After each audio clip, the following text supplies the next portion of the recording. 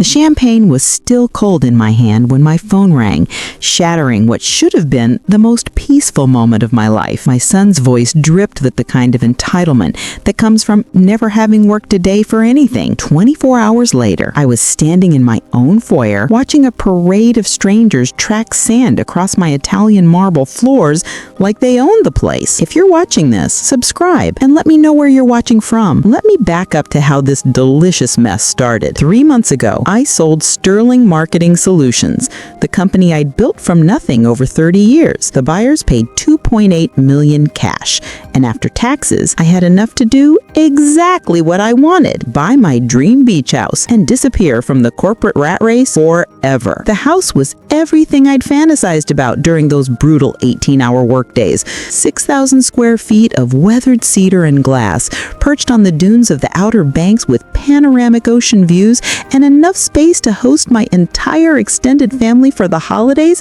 I'd been too busy to enjoy for decades. I'd been there exactly 8 hours when Brandon called. "No congratulations on your retirement, Mom," or "The house looks amazing." Just straight to business. "Mom, we need you to move to the guest room upstairs. Melissa's entire family is flying in tomorrow for a 2-week vacation. Her parents, her sister's family, her brother and his girlfriend. That's 11 people total." I actually laughed. "Brandon, honey, this is my house. If you want a vacation here, we can work out some dates." "No, you don't understand.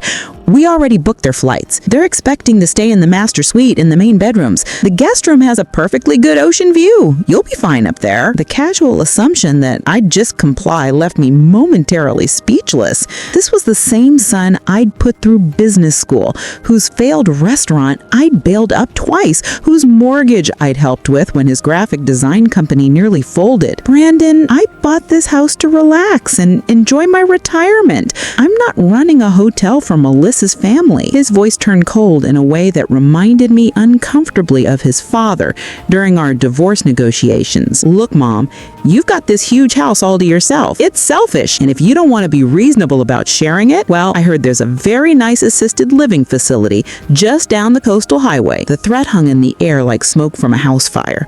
My 35-year-old son was essentially telling me to accommodate his in-laws or face abandonment again. "I see," I said quietly. "And what if I refuse? Then I guess we'll have to reconsider how much help you actually need at your age.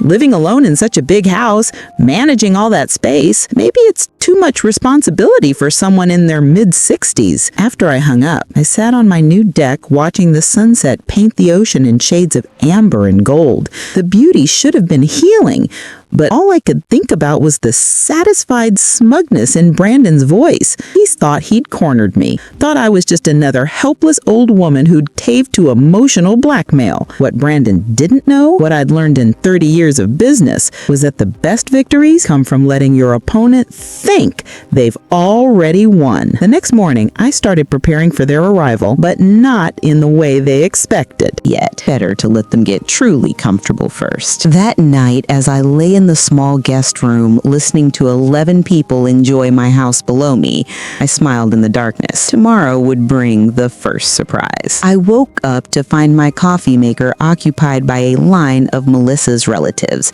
treating my kitchen like a hotel breakfast buffet. Her mother, Patricia, had taken over my entire counter space to prepare what appeared to be a gluten-free, dairy-free, joy-free feast for her various dietary restrictions. "Oh, Eleanor," she said without looking up, "we're going to need you to run to the store. Kevin's girlfriend is lactose intolerant, and Rachel's youngest is allergic to literally everything."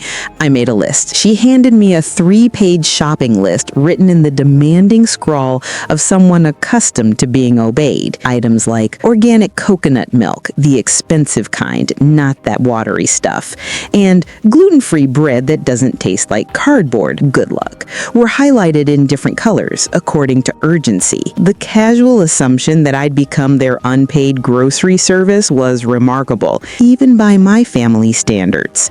But instead of arguing, I took the list and headed for town. What they didn't know was that I had my own errands to run. My first stop was the hardware store, where I purchased several items that would prove useful later. Next, I visited the local phone company to discuss some changes to my service plan. Then, a quick trip to my bank, where I had a fascinating conversation with the manager about account security features. By the time I returned with their groceries, Melissa's crew had made themselves even more at home. Kevin had rearranged my living room furniture to optimize TV viewing, while Rachel's kids had discovered my art supplies and were creating masterpieces on my dining room walls. "Oh, good, you're back," Melissa said, not bothering to help with the bags. "We're planning a big barbecue tomorrow night. About 30 people, Brandon's friends, some locals we've met, a few business contacts. You'll need to get steaks, hamburgers, hot dogs, all the sides. I sent you a text with the details." 30 people in my house without my permission. That sounds like quite a party, I said evenly. "It's going to be amazing. We're really going to put this place on the map. Brandon said you never entertained much, so it's probably good to get some real use out of this kitchen." I noticed she'd already started moving my personal items out of the common areas. Family photos, my books, even my mother's antique base had been temporarily relocated to make room for their vacation aesthetic. That evening, while they planned their party from my deck chairs, I made another round of phone calls from the garage. This time to some old business contacts who owed me favors. Big favors. "Tom, it's Eleanor Sterling. Yes, I know I'm retired, but I need a small favor. How quickly can your catering company handle a last-minute event? 30 people tomorrow night. Money's no object, but there's a catch." The next morning brought a flurry of activity as Melissa's family prepared for their grand party. They'd invited half the beach community, promising premium steaks and top-shelf liquor in my house. Patricia spent the morning criticizing my kitchen organization while simultaneously taking over every surface for party prep. Around noon, I heard Brandon's voice from the driveway and went to the window. He'd arrived with even more guests, college friends who'd been apparently promised a weekend at the family beach house. The casual way he distributed my spare keys to people I'd never met was particularly impressive. "Mom," he called out when he saw me. "There you are. Hope you're ready for a real party. We've got some important people coming tonight. Business networking, you know. This house is perfect for making connections. Important people in my house for Brandon's networking opportunities." The irony was delicious. I spent the afternoon on the deck, reading and watching their preparations with the detached interest of an anthropologist studying a primitive tribe. They'd completely taken over, transforming my peaceful retreat into party central, never once asking if I minded having my home invaded by strangers. 5 p.m., I excused myself to get ready for the evening. After all, I wouldn't want to miss their big party. What they didn't know was that I had prepared a few surprises of my own. By 6 p.m., cars lined my driveway like a luxury dealership showcase. Mercedes, BMWs, and Range Rovers belonging to the important people Brandon had invited to network at his mother's expense. I watched from my upstairs window as strangers wandered through my garden, helped themselves to drinks from my bar, and settled into my furniture like they owned it. Melissa had outdone herself with the decorations, creating what she called beach house chic by rearranging 30 years worth of my collected treasures. My grandmother's quilts were now casual throw blankets. My awardplex had been tucked away as too corporate, and she'd actually moved my personal photographs to the closet so they wouldn't clutter the aesthetic. The final insult came when I saw Brandon giving someone a tour, describing the house as the family property and casually mentioning that he was handling all the management decisions now that I was getting on in years. At 64, I chose my outfit carefully for the evening. A simple black dress that had served me well during hostile corporate takeovers. If you're going to deliver devastating news, you might as well look good doing it. The party was in full swing when I made my entrance. Brandon held court on the deck, regaling his audience with stories about acquiring the beach house and his plans for maximizing the property's potential. Melissa flitted between groups, playing hostess with impressive confidence for someone who'd never paid a dime toward the mortgage. "Eleanor!" Patricia spotted me first, her voice carrying that particular tone reserved for inconvenient elderly relatives. "There you are, dear. here. Could you check on the appetizers? I think they're running low. Of course, even at my own party, I was expected to serve as kitchen staff. Instead, I walked to the center of the deck and raised my voice just enough to catch everyone's attention. Excuse me, everyone. If I could have just a moment. The conversations gradually died as 30-plus strangers turned to look at the woman they'd been told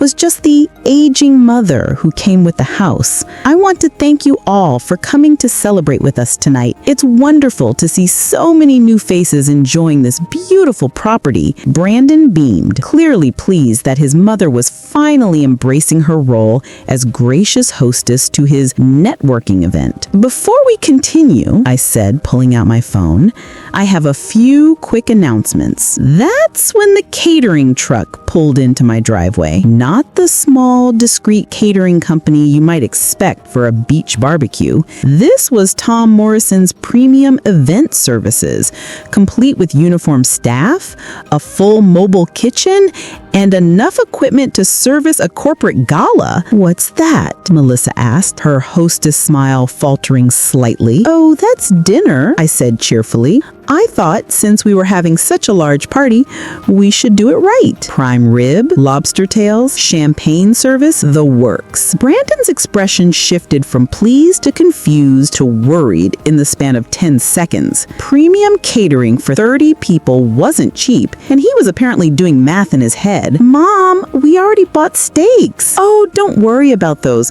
We'll save them for another time. I turned to address the crowd again. The catering staff will be setting up shortly, so if everyone could just give them some space to work. Tom Morrison himself approached, clipboard in hand, and wearing the kind of satisfied expression that comes from being paid double his usual rate for a rush job. Ms. Sterling, where would you like the champagne station? The champagne station? Brandon's voice cracked slightly. Right by the pool, Tom, and make sure everyone gets the good stuff. Dom Perignon, not the house champagne. I could feel the crowd's energy shift from casual party to something more expensive. These were people who recognized quality when they heard it, and Dom Perignon was definitely not backyard barbecue fare. The catering staff moved with military precision, transforming my deck into an elegant dining area, complete with linens, crystal, and silver service. Within 30 minutes, what had been a casual cookout became a high-end dinner party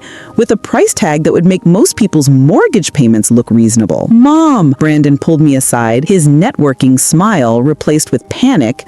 What's this going to cost? I smiled sweetly. Don't worry, honey. It's all taken care of. What I didn't tell him was exactly how it was being taken care of. That revelation would come later. For now, I was content to watch 30 strangers enjoy a $15,000 dinner party while my son slowly realized he might not be as in control of the situation as he'd thought. The morning after the party brought a reckoning that was almost worth the champagne hangover. I found Brandon and Melissa huddled over their phones at my dining table, frantically calling credit card companies and checking bank balances while surrounded by the remnants of last night's extravaganza. Empty Dom Perignon bottles lined the counter like expensive soldiers, while the catering bill, which I'd left conveniently on the kitchen island, created a paper trail of fiscal reality that had apparently sobered them both considerably. $15,000? Melissa whispered, staring at the invoice like it might spontaneously combust. For one dinner party? Brandon was on his third phone call to his bank, trying to explain why he needed his credit limit raised by exactly $15,000. The conversations weren't going well. Good morning, I said brightly, pouring myself coffee from the expensive machine they'd commandeered 3 days ago. How's everyone feeling after the big party? Mom, we need to talk. Brandon's voice had the strained quality of a man watching his financial future circle the drain. About that catering bill. Oh, wasn't it wonderful? Everyone raved about the lobster. Tom Morrison really outdid himself. We can't afford $15,000 for one dinner party. I tilted my head thoughtfully. That's strange. I was under the impression you were handling all the management decisions for this property now. At least that's what you told all those nice people last night. The color drained from his face as the implication sunk in. If he'd publicly clearly claimed management responsibility for the house, then logically he'd be responsible for its expenses as well. But Mom, I never actually said. Oh, but you did. Several people mentioned how impressive it was that someone your age had acquired such a beautiful property and was managing it so professionally. I took a sip of coffee, savoring both the blend and the moment. They were particularly interested in your business model. Using family assets for networking events was quite innovative. Melissa's mother, Patricia, chose that moment to emerge from my master bedroom wearing my robe and carrying my favorite coffee mug. Eleanor, dear, we're going to need fresh towels, and the Wi-Fi is running slowly. Can you call someone about that? The casual entitlement was breathtaking, even after 3 days of constant examples. But before I could respond, my phone rang. Eleanor Sterling, this is Janet Morrison from Coastal Properties Real Estate. I have some questions about the beach house listing. Beach house listing?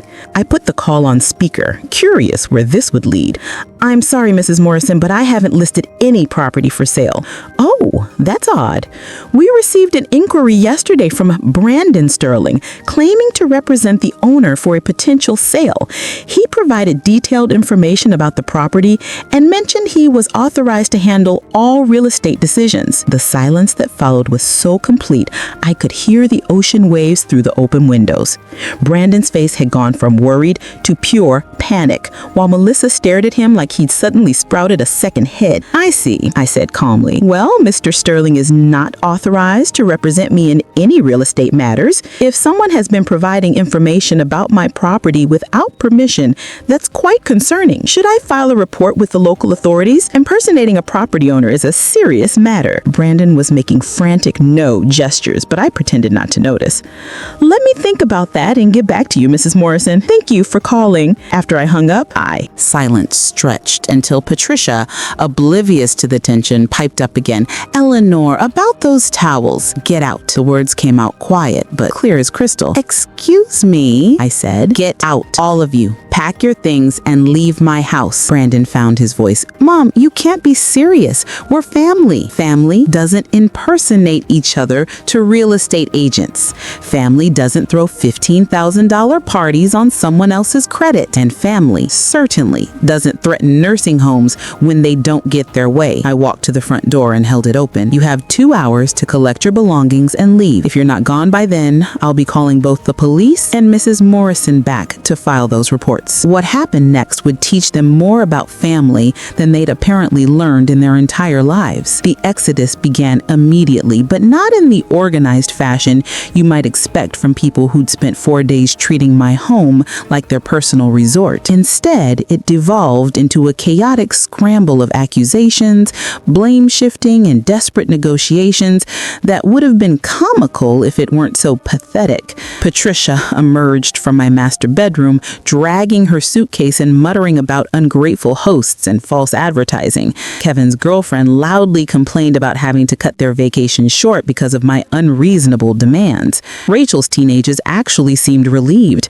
Apparently, sharing space with so many adults hadn't been their idea of a good time either. But it was Brandon's reaction that surprised me most. Instead of apologizing or attempting to make amends, he doubled down on his entitlement. You're making a huge mistake, Mom. Do you know who some of those people were last night? I was building valuable business relationships, networks that could benefit the whole family. The whole family? I raised an eyebrow. You mean the family you threatened to dump in a nursing home if I didn't comply with your demands? Melissa tried a different approach, switching to her most manipulative voice. Eleanor, I think we got off on the wrong foot here.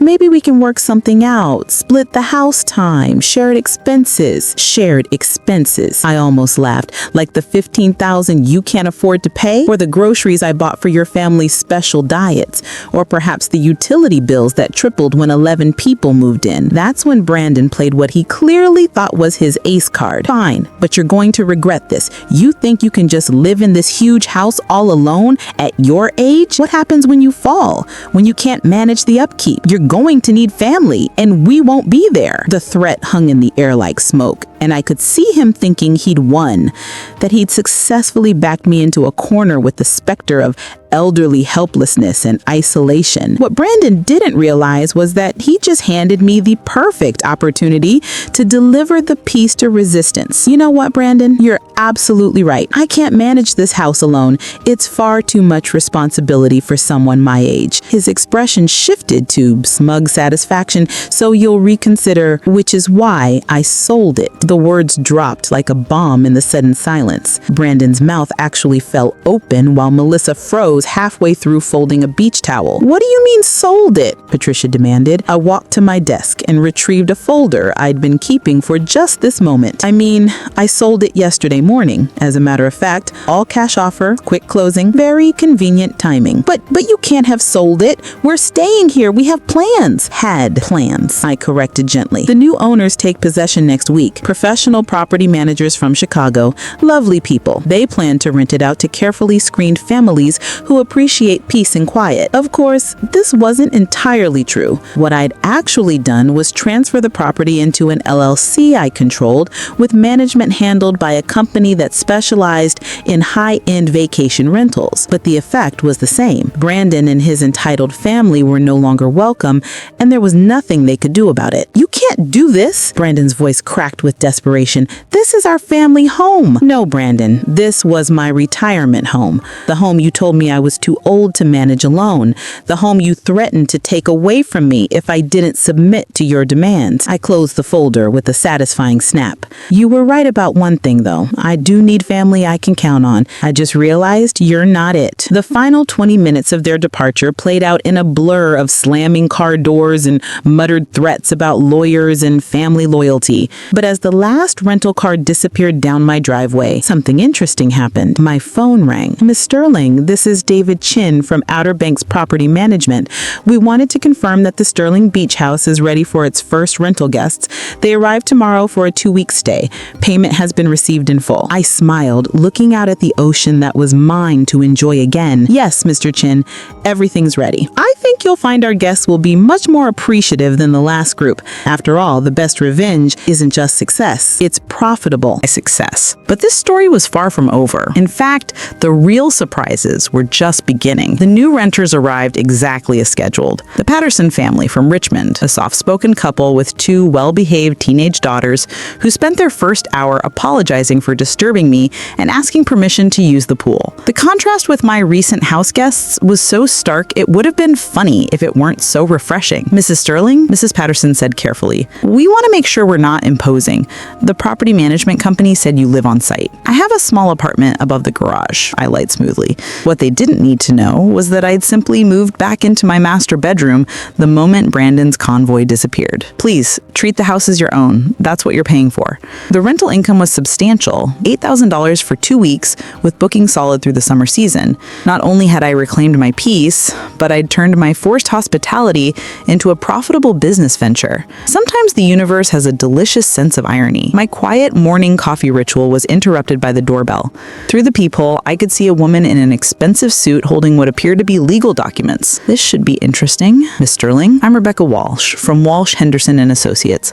I represent your son, Brandon Sterling, in a property dispute matter. Of course he'd hired a lawyer. I should have expected this, though I was impressed he'd managed to scrape together legal fees given his apparent cash flow problems. What can I do for you, Miss Walsh? My client believes there may have been some irregularities in the recent property transfer. He's concerned about elder abuse, specifically financial exploitation of a vulnerable family member. The audacity was breathtaking.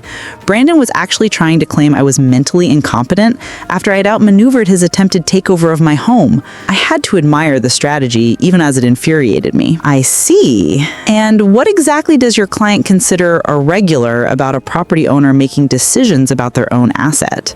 Well, the sudden sale, the isolation of family members, the apparent confusion about property management.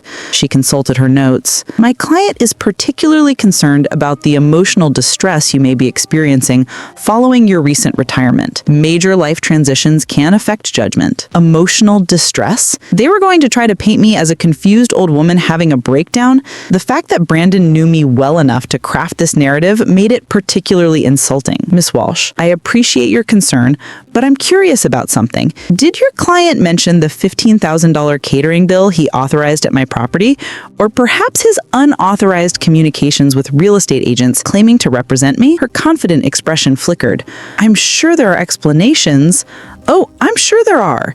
In fact, I think this conversation would be much more productive if we involved my attorney. She specializes in elder law, actually, particularly cases involving financial exploitation by adult children. The color drained from her face. In the legal world, elder financial abuse was serious business, and the evidence trail Brandon had left was extensive. Credit card charges, witness statements from the catering company, recorded phone calls with real estate agents. It would make a prosecutor's job remarkably easy. Perhaps we could arrange a meeting to discuss this matter more thoroughly. Perhaps we could. I'll have Sarah Chen's office contact you to schedule something appropriate. After she left, I called Sarah immediately. Eleanor, I was wondering when I'd hear from you about this. Brandon's lawyer called yesterday fishing for information about your mental capacity. I told her that in 30 years of representing you, I'd never met a sharper businesswoman. He's really trying the incompetence angle. Classic, desperate move. The problem is you've got documentation for everything, witnesses to his behavior, and a paper trail that makes him look like he was systematically exploiting you. If he pushes this, it's going to backfire spectacularly. But as I hung up the phone, I couldn't shake the feeling that Brandon wouldn't give up this easily. He'd invested too much pride in his attempted power play to retreat gracefully. I was right to be concerned. What I didn't know was how far he was prepared to go. The first sign that Brandon was escalating came 3 days later, when Mrs. Patterson approached me with obvious discomfort written across her face. Mrs. Sterling, I hope you don't mind me mentioning this, but a young man came by yesterday claiming to be your son. He seemed quite upset and wanted to know our rental rates and booking schedule. My blood chilled. Brandon was investigating my rental arrangements, which meant he was looking for angles to attack the property transfer. What did you tell him? Nothing, of course. It seemed inappropriate to discuss your business with someone we hadn't been introduced to, family or not, but he was quite persistent. He mentioned something about health concerns and your ability to manage such a large property. The manipulation was textbook Brandon. Plant seeds of doubt about my competence with my own tenants, hoping they'd report concerns to the property management company or local authorities. The strategy was clever and absolutely infuriating. Mrs. Patterson, I appreciate you handling that situation with discretion. If he returns, please don't hesitate to call the police. I haven't authorized anyone to inquire about my property management decisions. That evening, I received a call that confirmed my worst suspicions. Mom, we need to talk. Brandon's voice carried a smugness that set my teeth on edge. I've been doing some research into your recent decisions, such as the fact that you're running an unlicensed bed and breakfast out of a residential property. Do you know what the zoning violations alone could cost you, and the liability issues if something happens to one of your tenants? The threat was clear: comply with his demands or face regulatory harassment that could shut down my rental operation and potentially cost me the house. Interesting theory. Interesting, Brandon. Did your research also discover that the property is properly zoned for short-term rental use and fully licensed through Dare County? Or that my insurance policy specifically covers vacation rental activities? The silence that followed was gratifying. Of course, I'd done my homework before setting up the rental operation. 30 years in business had taught me to anticipate every possible complication. You can't keep me away from my own family's property forever. It's not your family's property. It never was your family's property. It's my property, which I purchased with my money and which I can dispose of however I choose. We'll see about that. The line went dead, but the threat lingered. Brandon was clearly building towards something bigger than legal challenges or zoning complaints. 2 days later, I discovered what? I was enjoying my morning coffee on the deck when a van pulled into my driveway. The logo on the side read Adult Care Services, and the woman who emerged wore scrubs and carried a clipboard with official-looking forms. Mrs. Sterling, I'm Janet Torres, a social worker with Adult Protective Services. We've received a report of potential self-neglect and possible exploitation by caregivers. I need to conduct a welfare check. My son had called Adult Protective Services on me. He'd reported his own mother as a potentially abused elder in need of government intervention. The sheer viciousness of it took my breath away. Of course, I said calmly, though my hands were shaking with rage. Please come in. I assume you'll want to see the living conditions and speak with me privately. The inspection that followed was thorough and professional. Janet checked my refrigerator for adequate food, examined my medications for proper storage and dosing, assessed my personal hygiene and mental state, and reviewed my financial arrangements to ensure I wasn't being exploited. What she found was a well-maintained home, a clearly competent elderly woman, and rental documentation that demonstrated sound business judgment rather than exploitation. Mrs. Sterling, I have to ask about the person who filed this report. They claimed you were being isolated by caregivers and pressured into financial decisions you didn't understand. The person who filed this report is my son, who is angry that I refused to let him use my home as a free vacation rental for his extended family. When I declined his demands, he threatened to put me in a nursing home. Now he's apparently decided to involve the government in our family dispute. Her expression hardened. Are you saying this report was filed maliciously? I'm saying this report was filed by someone who has repeatedly demonstrated that he views my independence as an inconvenience to be eliminated. After Janet left with assurances that the case would be closed as unfounded, I sat on my deck watching the Patterson family enjoy their peaceful, decided to treat your mother as an obstacle rather than as family. Everything that's happened since then has been the consequence of that choice. His face went white. How did you... I know about the attorney consultations. I know about using my projected inheritance as collateral for loans you can't afford. I know about all of it. Sarah slid another document across the table.